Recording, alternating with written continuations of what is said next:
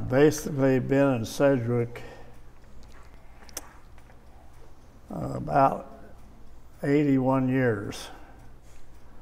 When Virginia and she got a job at the bank right out of high school. She was a bookkeeper at the National Bank in Newton. So when we got married, we lived in Newton for 2 years, and then we moved to Sedgwick. And I'm one of 9 boys and 2 sisters. Wow. And there's 2 sisters left and 4 boys, but we've all lost our wives anyway. So you and your wife, and then I know you have some kids, right? Right. You better behave at school, because Paul is my son.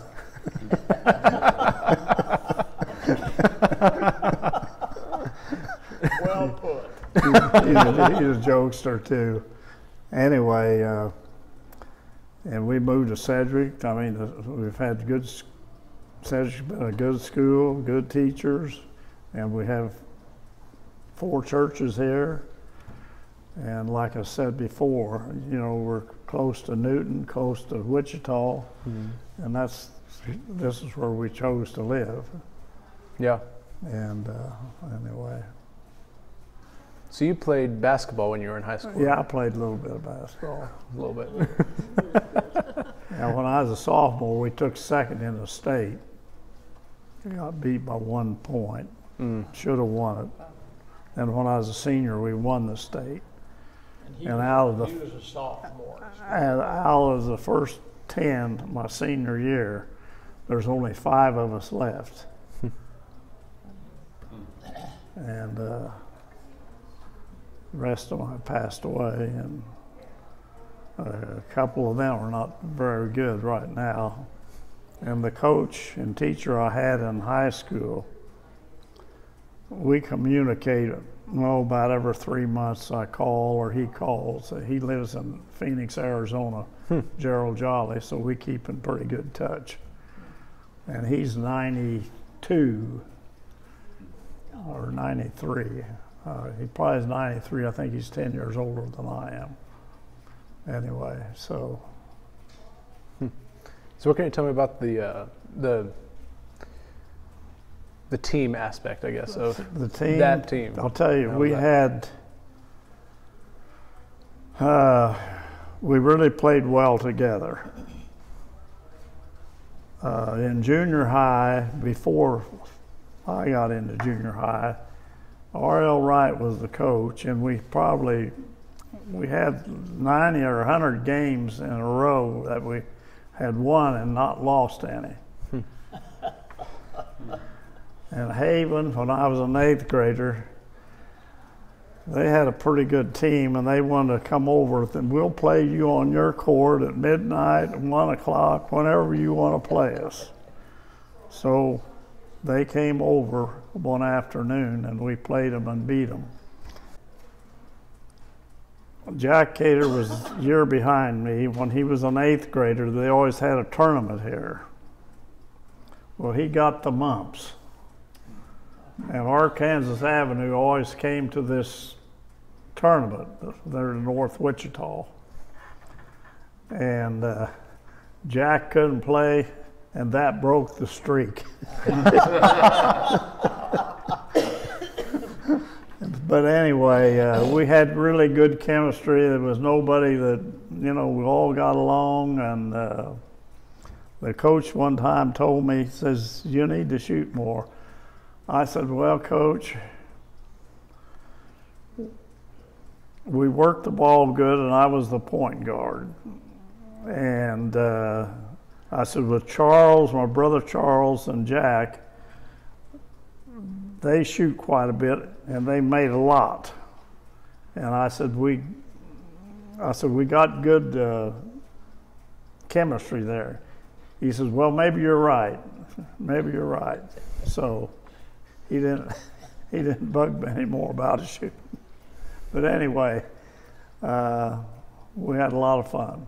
Well, tell them about the Halstead game, the last game. Oh, the last game, Halstead. Well, we'd played Halstead At home, we beat them at home here.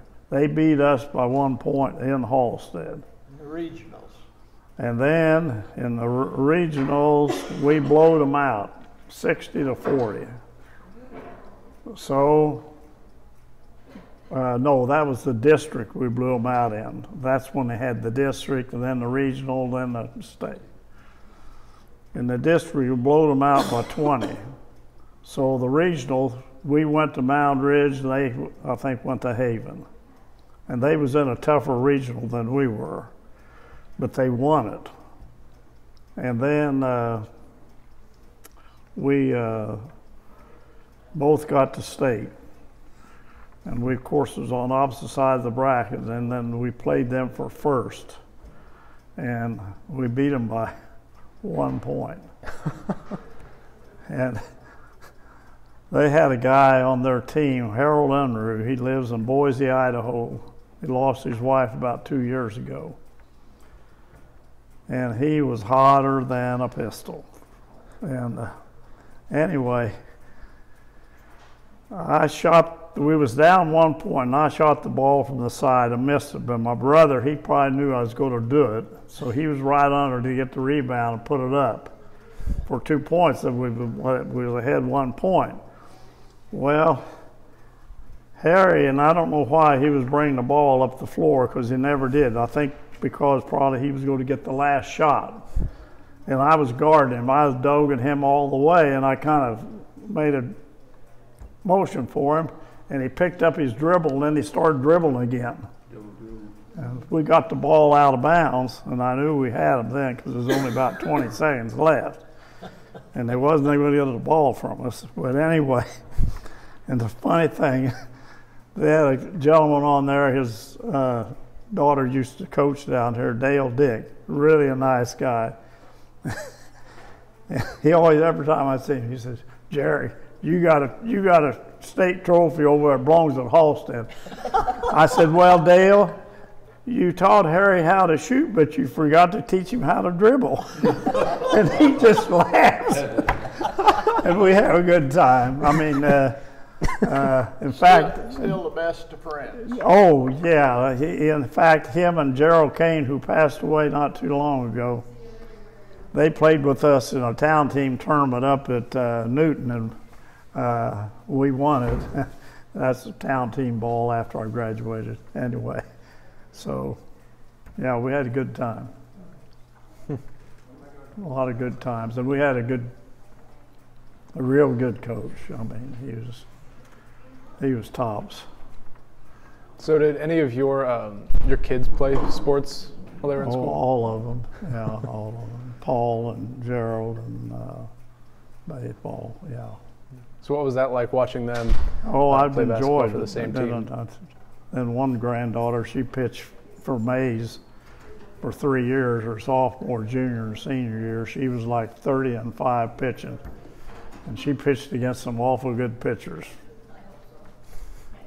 One was from Derby that went to Baylor, and another one pitched for Ark City. She went to several different schools, but when my granddaughter got through with that, she was done with that, and then she went to be a nurse. And anyway.